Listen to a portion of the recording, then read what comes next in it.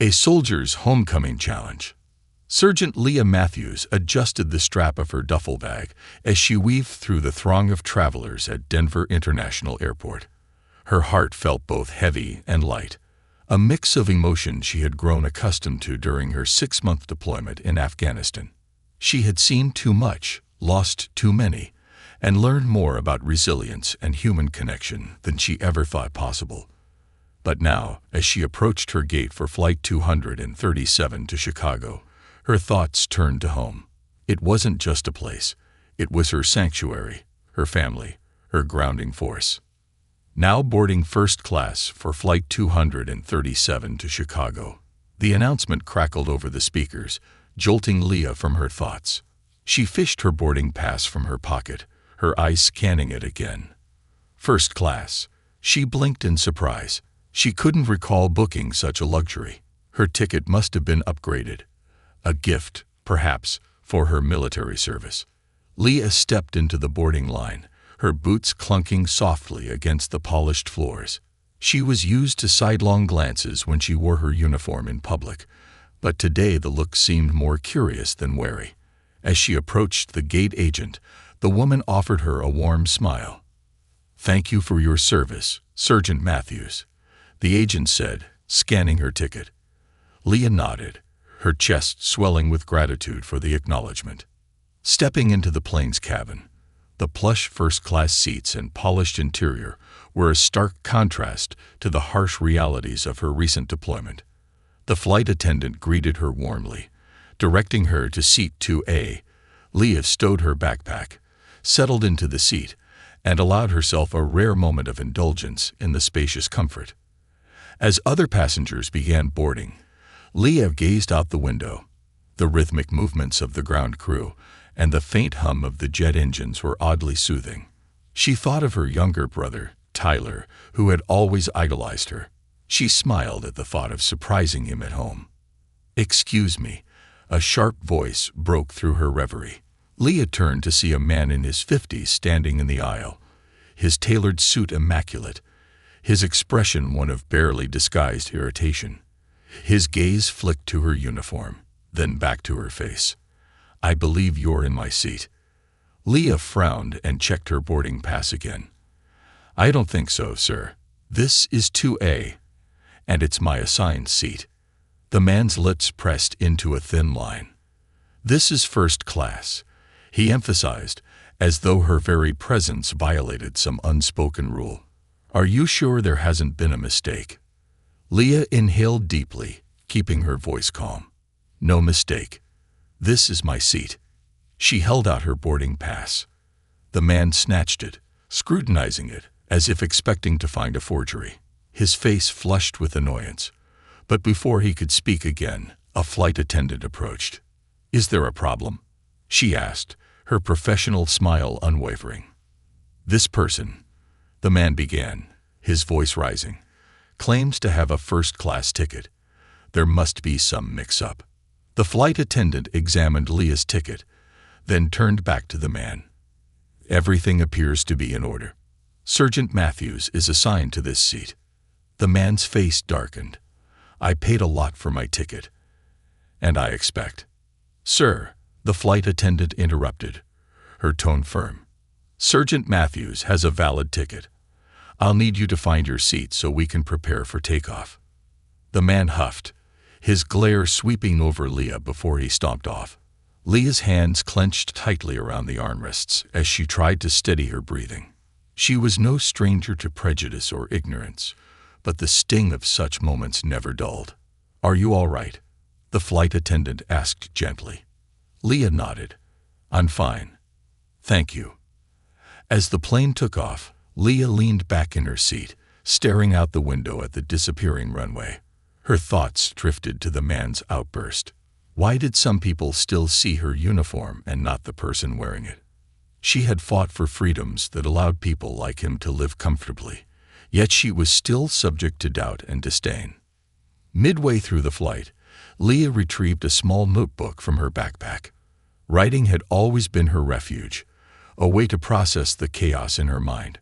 Her pen hovered over the blank page, then began to move. "Dear Sir," she wrote, then paused.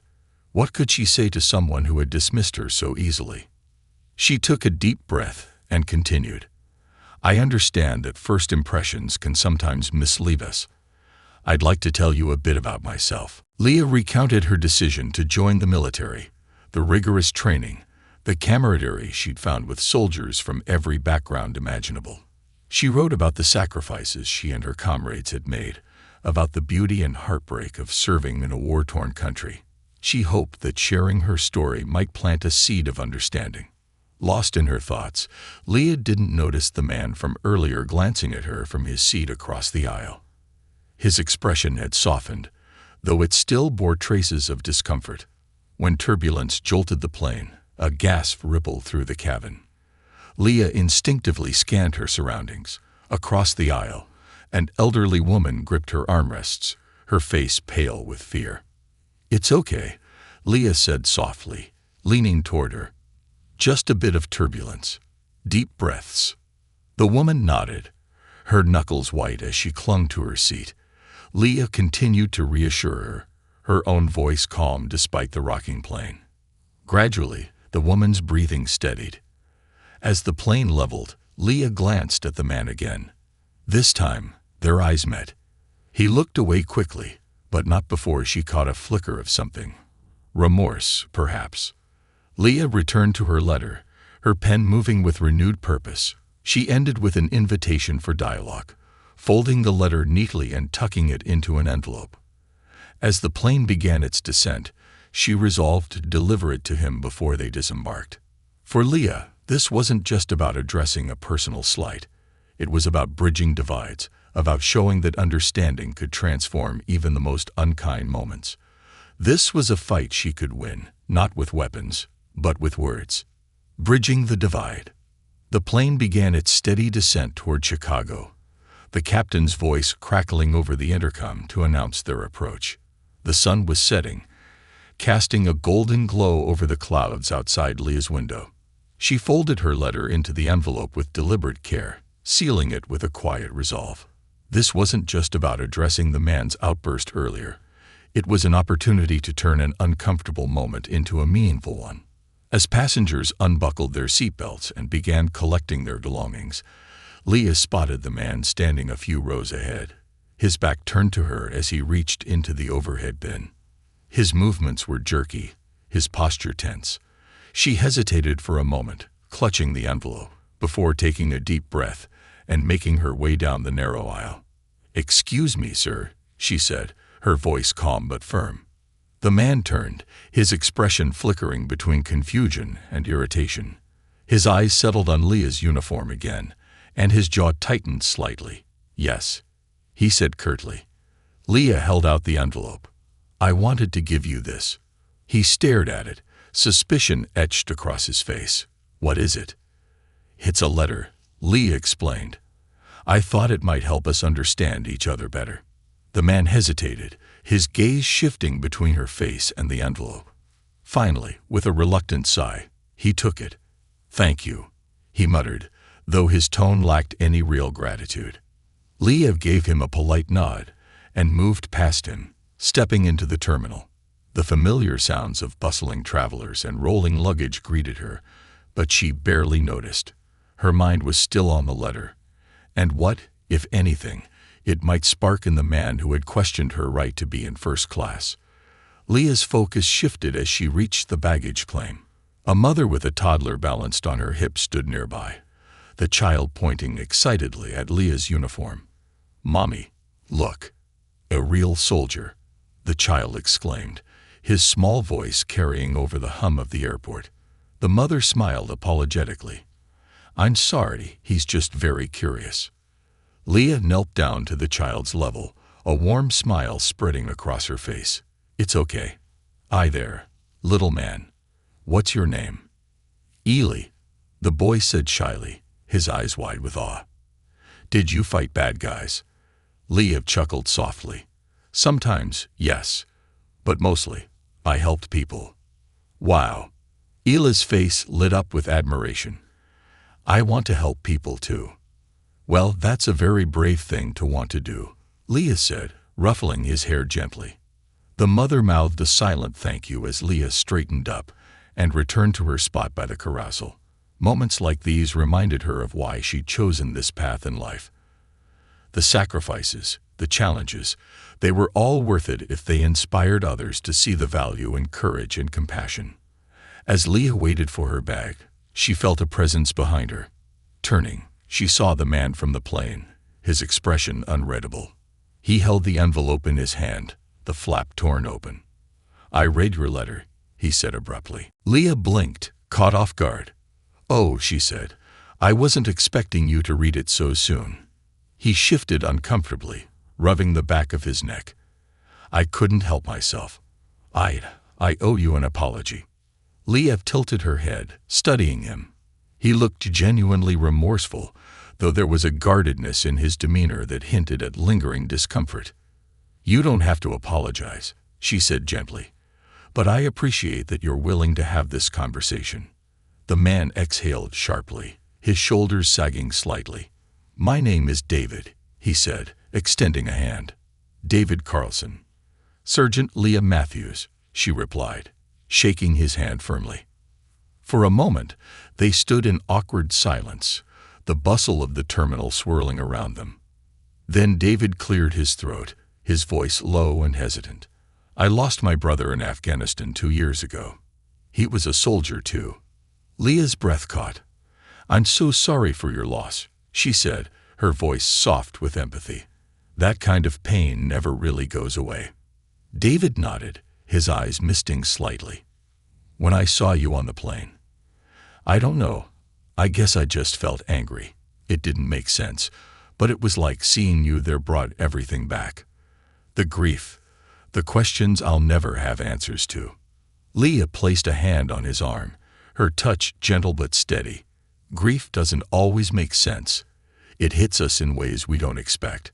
But I hope you know that your brother's sacrifice, his service, it matters. It always will." David looked away, blinking rapidly. "He used to talk about his unit all the time," he said, "about how they were like family, no matter where they came from or what they looked like. I think he'd be ashamed of how I acted today." Leah shook her head. "Grief can cloud our judgment, David. What matters is that you're willing to reflect on it now." David nodded slowly, his gaze meeting hers. "Your letter, it made me think about things differently. I can't promise I'll change overnight, but I want to try." "That's all anyone can ask," Leah said, offering him a small smile. Before they parted ways, David reached into his pocket and pulled out a business card. "I run a support group for veterans," he said, handing it to Leah. "We meet weekly to talk about the challenges of readjusting to civilian life. I think your perspective could really help some of the people there." Leah accepted the card, her smile widening. "Thank you, David. I'll think about it." As David walked away, Leah felt a sense of closure she hadn't expected. The confrontation on the plane had left her shaken, but this moment of connection had restored her faith in the possibility of change. Maybe, just maybe, understanding could bridge even the widest divides. Her duffel bag finally emerged on the carousel, and she slung it over her shoulder.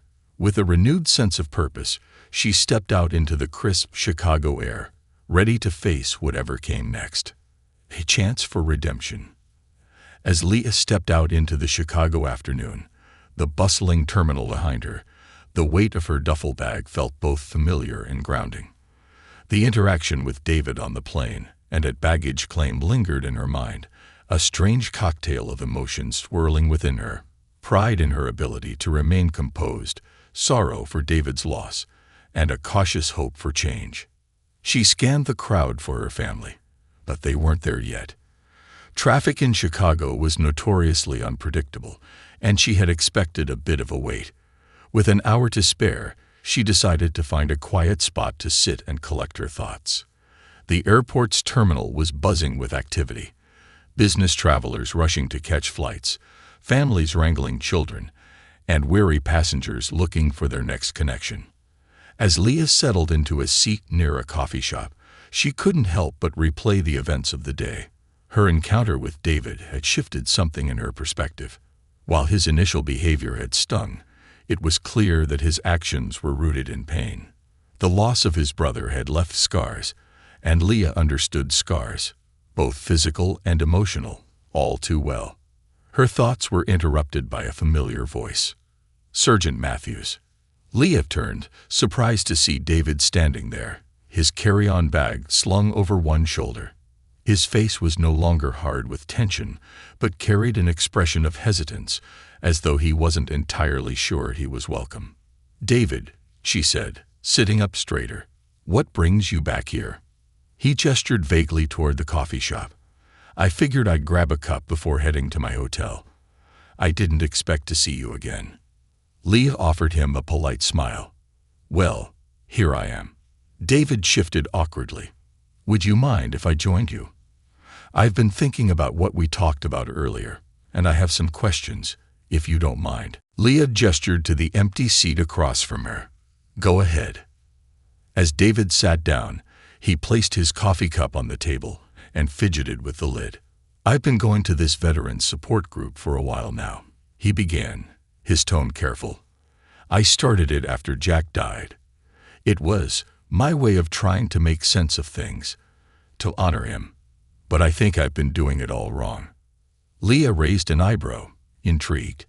"What do you mean?" David hesitated, then sighed. "I've been so focused on my own grief, on my anger. I wanted to help other veterans, but I think I've been too wrapped up in my own biases to see the bigger picture. Hearing your story today made me realize how narrow my perspective has been." Leah studied him for a moment, seeing the genuine struggle in his eyes. "Grief can make us blind to other people's experiences," she said gently. "It's not easy to step outside of that." David nodded, his grip tightening around his coffee cup. I've been so angry. At the world, at myself, at anyone who reminded me of what I lost. But you handled everything I threw at you with grace, and then you gave me that letter. It's made me think, what if I've been wrong about a lot of things?" Leah leaned forward, her elbows resting on the table. "We all carry assumptions, David. What matters is what we do when we're faced with the truth. Are we willing to change, or do we cling to our comfort zones?" David looked down at his coffee, his expression contemplative. "Jack would have wanted me to change. He believed in unity, in seeing the good in people. I've been failing him by letting my grief turn into bitterness." Leah's voice softened. "Honoring his memory doesn't mean being perfect. It means striving to be better, one step at a time." As their conversation unfolded, David began to open up about his brother, Jack. He spoke of Jack's dedication to his unit, the letters he'd sent home describing the bond he'd formed with his fellow soldiers. He used to say that out there, none of the stuff we argue about here mattered. Race, background, politics, it all fell away. They were just people looking out for each other.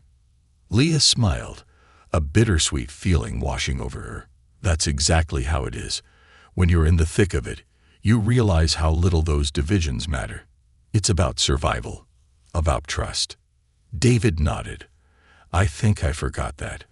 Or maybe I never fully understood it. But listening to you, hearing about your experiences, it's like I'm finally starting to get it." Leah saw the sincerity in his eyes, the genuine desire to change. "You're taking the first step, David. That's more than most people are willing to do." David glanced at her notebook, which she had placed on the table. "You're a writer." Leah shrugged. "Not professionally. Writing helps me process things.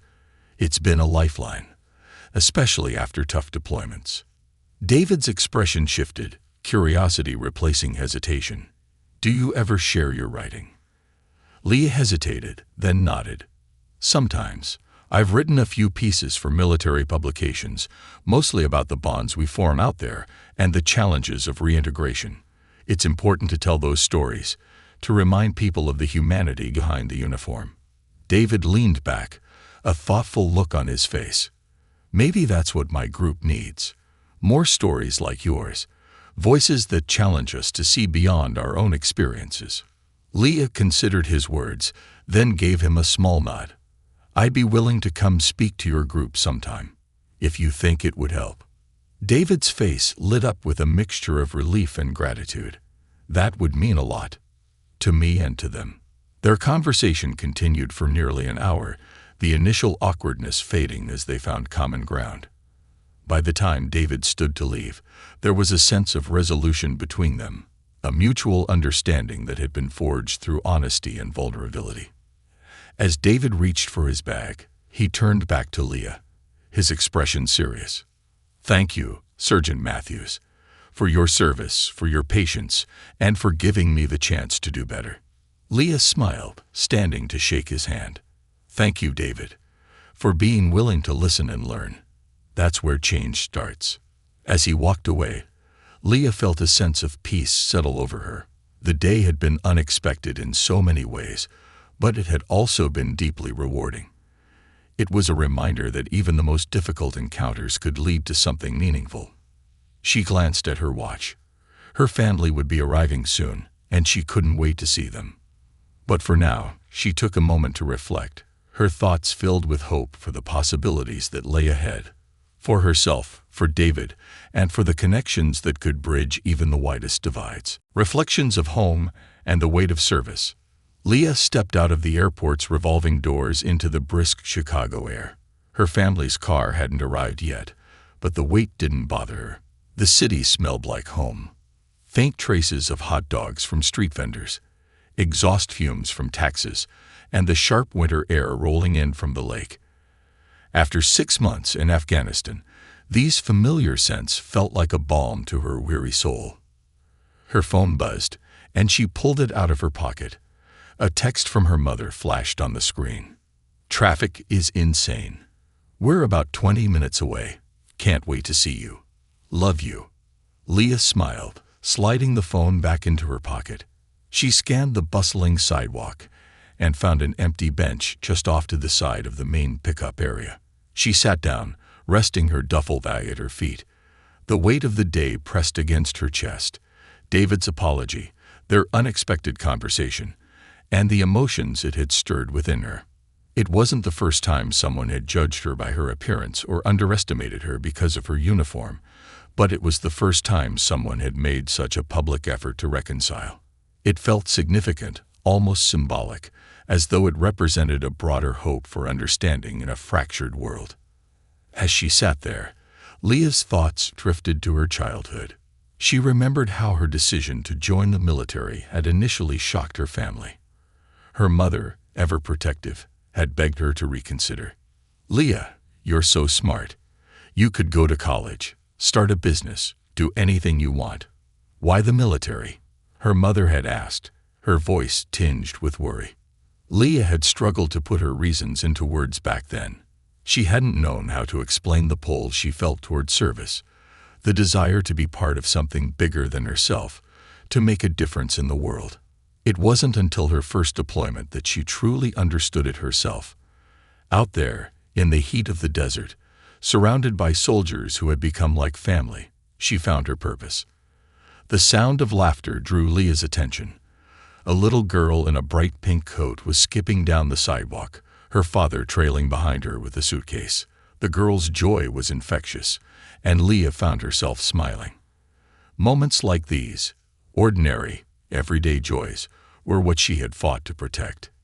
They were the moments she thought about during the hardest nights overseas, the moments that reminded her why her sacrifices mattered. Her smile faded as another memory surfaced, unbidden and sharp. It was the night her unit had been ambushed just outside Kandahar. The sudden explosion, the chaos of shouting and gunfire, and the sight of her closest friend, Maria, pulling her to safety despite being wounded herself. Maria's bravery had saved Leah's life, but the cost had been high. Maria had been sent home with a medal and a permanent limp, her military career cut short. Leah clenched her hands into fists, willing the memory away. She hated how easily those moments crept into her mind, even when she was thousands of miles from the battlefield. "Hey there," a voice interrupted her thoughts. Leah looked up to see an older man standing nearby, wearing a faded Chicago Bears jacket. He gestured to the empty spot on the bench. "Mind if I sit?" "Not at all," Lee replied, shifting her bag to give him more space. The man eased onto the bench with a groan, his movements slow and deliberate.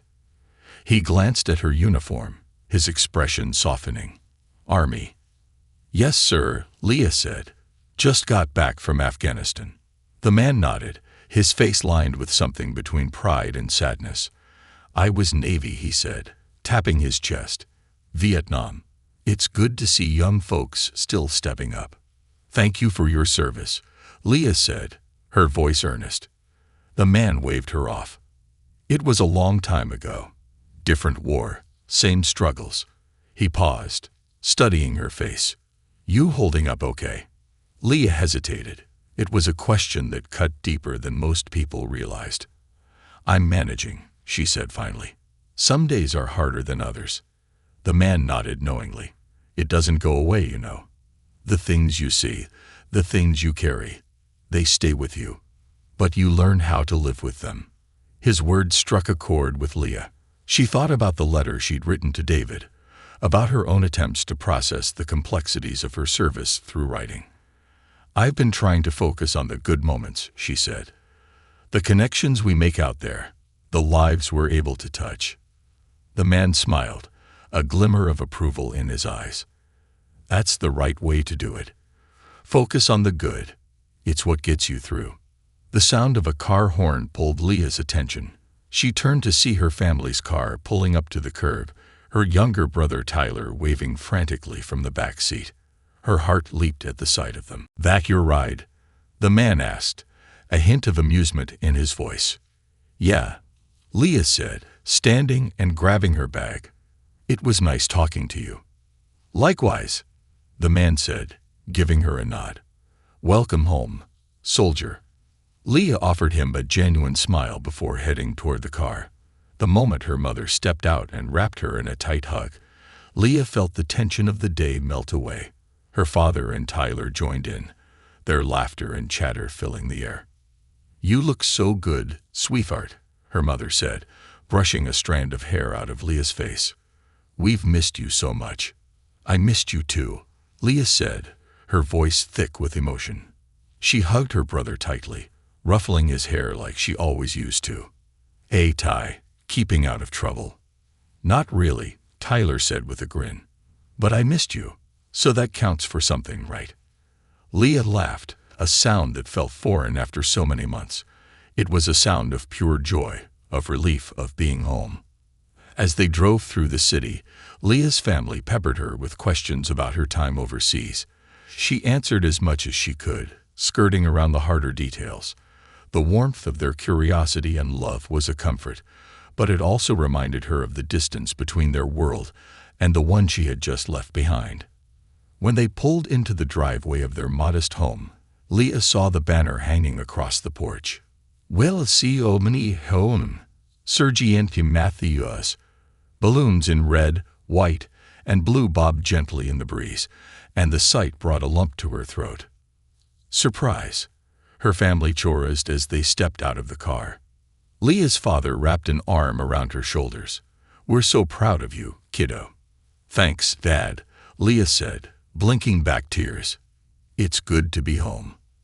As they entered the house, the familiar smells of her mother's cooking and the faint hint of lavender from the air fresheners enveloped Leah. It was as though she had never left, and yet everything felt different. She was different. Her experiences had changed her in ways she was still trying to understand.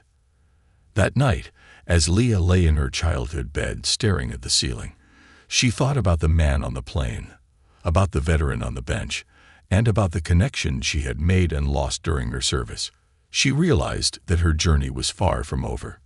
Coming home was just the beginning of a new chapter, one where she could use her experiences to bridge divides, to heal, and to inspire others. And for the first time in a long time, Leah felt ready. A letter for change. The morning light filtered through the curtains of Leah's childhood bedroom, casting soft shadows on the walls adorned with posters and photos from her teenage years. She had slept more soundly than she had in months, but her mind stirred awake early, thoughts tumbling back to the previous day's events. David's apology and their subsequent conversation lingered in her thoughts. She had done her best to plant a seed of understanding, but she wondered if it would truly grow. The faint aroma of coffee wafted from the kitchen downstairs, and Leah smiled, comforted by the familiar routine of her family's mornings. As she stretched and got out of bed, she caught sight of her notebook on the desk. Her conversation with David had stirred something in her, a need to articulate the thoughts and emotions that had been brewing since her deployment. Leah sat down at the desk, her pen poised over the first blank page. She began to write, the words flowing easily. Dear readers, returning home is often painted as a moment of relief, joy, and reunions. For many of us, it is. But it's also a time of reflection and reckoning. Coming back from deployment means confronting not just the memories of what we've experienced, but the way those experiences shape how we see the world, and how the world sees us. Yesterday, I encountered someone who challenged my right to belong, based solely on how I looked in my uniform. He didn't see the years of service, the sacrifices, or the bonds forged with people from all walks of life. All he saw was his own assumptions. But what could have been just another moment of prejudice turned into something more. Through conversation, I learned about his pain, his loss, and the ways grief can distort our ability to see others clearly. He learned about the strength of diversity, about what it means to serve alongside people who might not look like you, but are willing to put their lives on the line for you. This is the power of dialogue. It transforms division into understanding. Leah paused, her thoughts shifting back to the man on the bench outside the airport. His words had stayed with her. You learn how to live with it, he had said about carrying the weight of service. She realized now how much those words applied to everything she was trying to process. Not just her memories from Afghanistan, but the prejudices she had faced and the connections she was trying to rebuild back home. She continued writing, her hand steady, as she poured her thoughts onto the page. In the military, we're taught to rely on each other. We're a team, no matter where we come from or what our lives looked like before we put on the uniform. Out there, differences don't divide us. They make us stronger. It's a lesson I wish more people could understand, not just in times of conflict, but in everyday life. The man I spoke with yesterday lost his brother in Afghanistan. His pain had clouded his view of others, but through our conversation, he began to see that his anger was misplaced. We parted ways with a mutual understanding, and he left me with a challenge: to share my story and help others see what he finally saw. So here I am, sharing. If you're reading this and you've ever made a snap judgment about someone because of how they look, where they come from, or what they wear, I ask you to pause and reflect. Behind every face is a story, and understanding that story might just change how you see the world and yourself. Leah read over her words, her chest tightening with emotion. This was what she wanted to say, not just to David, but to anyone willing to listen. The letter felt like a culmination of all she had learned during her time in service and her journey home. When Leah finally stepped into the kitchen, her family was already bustling about. Her mother was flipping pancakes, her father was reading the paper, and Tyler was scrolling through his phone at the kitchen table. The scene was so ordinary, yet it filled Leah with a profound sense of gratitude. "Morning, sweetheart," her mother said, turning to smile at her. "How'd you sleep?" "Better than I have in months," Leah admitted, pouring herself a cup of coffee. "It's good to be home." Her father set down his newspaper, his expression shifting to one of concern. "You seemed a little preoccupied last night. Something on your mind?" Leah hesitated, her hand tightening around the coffee mug. "I've been thinking about how to bridge the gap between what I experienced over there and what people here understand about it." Her mother nodded knowingly. "That's not an easy gap to bridge, honey. But if anyone can do it, it's you." Leah smiled faintly. "I hope so. I've started writing something about it. A letter, really. It's just my thoughts on what I've learned and what I want others to understand." Tyler looked up from his phone, curiosity lighting up his face. "Can I read it?" Leah blinked, caught off guard. "You want to read it?" "Yeah," Tyler said, shrugging. "I mean, you're my sister. I want to understand what you've been through." The sincerity in his voice melted Leah's hesitation. She retrieved her notebook from her room and handed it to him. As Tyler read, the kitchen fell silent, the weight of Leah's words filling the space. When Tyler finally looked up, his eyes were wide. "This is really powerful, Leah. You should share this with more people." Her father nodded in agreement. "He's right. This isn't just something for us to hear. It's something a lot of people need to hear." Leah considered their words, a spark of determination igniting within her. Maybe her story could make a difference, not just for people like David, but for anyone struggling to understand the value of connection, compassion, and diversity. Later that afternoon, Leah sat on the porch with her notebook, the winter sun warming her face. She decided to take her family's advice. Her words weren't just for herself or the few people she'd encountered. They were for anyone willing to listen. With her phone in hand, she began typing out her letter, ready to share it with a larger audience. As she hit post, she felt a mixture of nervousness and excitement. This was her chance to bridge the gap, to spark conversations that might lead to understanding. And as the first comments of support and gratitude began to roll in, Leah realized that this, too, was part of her service, not just to her country, but to the people within it. Ripples of understanding. The days following Leah's decision to share her letter were a whirlwind. What had started as a simple act of vulnerability, posting her letter online, quickly took on a life of its own.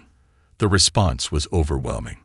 Messages poured in from strangers across the country, thanking her for her service and sharing how her words had resonated with them. Veterans, civilians, students, and parents, all reaching out with their own stories, their own reflections. Leah sat in her room, scrolling through the comments on her post.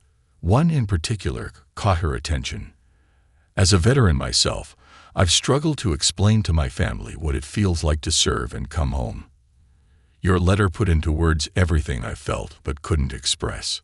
Thank you for being brave enough to share." Her chest tightened as she read the words. She hadn't expected her letter to touch so many people. It was humbling and a little daunting, but it also filled her with a sense of purpose. This was more than just her story. It was a shared experience, a bridge between worlds that often seemed impossibly far apart. 2 days later, Leah received a phone call she hadn't anticipated. It was David Carlson. "I hope I'm not interrupting," he said, his voice hesitant but warmer than she remembered. "Not at all," Leah replied, leaning back in her chair. "How are you?" "Better," David admitted. "I've been thinking a lot about our conversation. I wanted to thank you again for your patience with me. And I saw your letter. It was incredible." Leah was surprised. "You read it?" "Yes," he said, his tone earnest. "And I shared it with the veterans support group I run. It sparked a conversation that I've never seen happen before. People were opening up about their own biases, their own grief. It was like a floodgate had opened." Leah felt a lump form in her throat. "That means a lot to me, David. Thank you for sharing it." "I should be thanking you," he said. "You've made me realize how much more work I need to do, not just for myself, but for others." Your letter was a wake-up call. They spoke for a while longer, and by the time they hung up, Leah felt a renewed sense of clarity. If her words could reach someone like David, they could reach others too. She decided to keep going. Over the next few weeks, Leah threw herself into writing. She turned her notebook into a chronicle of her experiences, weaving together stories of camaraderie, loss, and the small, unexpected moments of humanity she had encountered during her deployments. Each piece she shared online was met with an outpouring of support, but also questions, people hungry to understand what service truly meant. One day, she received an email from a university professor who taught a course on military history. "Dear Sergeant Matthews, I came across your letter recently, and it moved me deeply. I teach a course that focuses on the human side of military service, and I think your perspective would be invaluable to my students. Would you consider speaking to them? I believe your voice could make a real impact." Leah read the email twice, a mix of excitement and nervousness bubbling within her. Public speaking wasn't something she had done much of, but the idea of reaching younger generations, of planting the seeds of understanding early, was compelling. She responded with a cautious yes, and 2 weeks later, she found herself standing in front of a lecture hall filled with eager faces. The students listened intently as Leah spoke, their expressions ranging from curiosity to awe. She told them about the bonds she had formed with her unit, the lessons she had learned about resilience and empathy, and the challenges of reintegration. She didn't shy away from the hard truths, the fear, the grief, the lingering scars, but she balanced them with stories of hope and connection. When she finished, the room erupted into applause. During the Q&A session that followed, a young woman raised her hand. "Sergeant Matthews," she began, her voice steady but emotional, "I'm considering joining the military, but I'm scared. Hearing you talk about the sacrifices and the struggles, it's intimidating. How did you find the strength to keep going?" Leah smiled, her gaze softening. "Strength doesn't mean you're never scared," she said. "It means doing what's right even when you are. You'll find your strength in the people around you, in the mission, and in yourself. And when you come out the other side, you'll realize you're capable of more than you ever imagined." The young woman nodded, her eyes shining with determination. Leah left the lecture hall that day feeling lighter, as though she had passed on a piece of herself to the next generation. The momentum of Leah's work continued to grow. Her stories were shared widely, reaching not only veterans and their families, but also policymakers, educators, and community leaders. She was invited to speak at conferences, write op-eds for major publications, and even consult on programs designed to support veterans transitioning back to civilian life. One day, as Leah was preparing for a speaking engagement, she received another call from David. His voice was filled with excitement. "I just wanted to share some good news," he said. "The support group I run, it's grown. More veterans are joining, and they're bringing their families too. Your letter has started a ripple effect. Leah, people are opening up in ways I never thought possible." Leah felt a wave of gratitude wash over her. "That's amazing, David. I'm so glad to hear it." "It's all because of you," he said. "You've inspired people to look beyond themselves, to see the humanity in others. You've made a difference." As Leah hung up the phone, she sat in quiet reflection. Her journey had been far from easy, and there were still moments when the weight of her experiences threatened to overwhelm her. But she had found a new purpose, one that allowed her to channel her pain into something transformative. Her letter to David had been the beginning, but it was clear now that her work was far from over. Each story she told, each connection she made, was a step toward bridging the divides that had seemed insurmountable. Leah opened her notebook and began writing again. The words came easily now, a reflection of the clarity and determination she felt. This was her mission, to build bridges, one story at a time. The mission beyond the battlefield. The applause echoed in Leah's mind as she finished her latest speaking engagement at a local high school.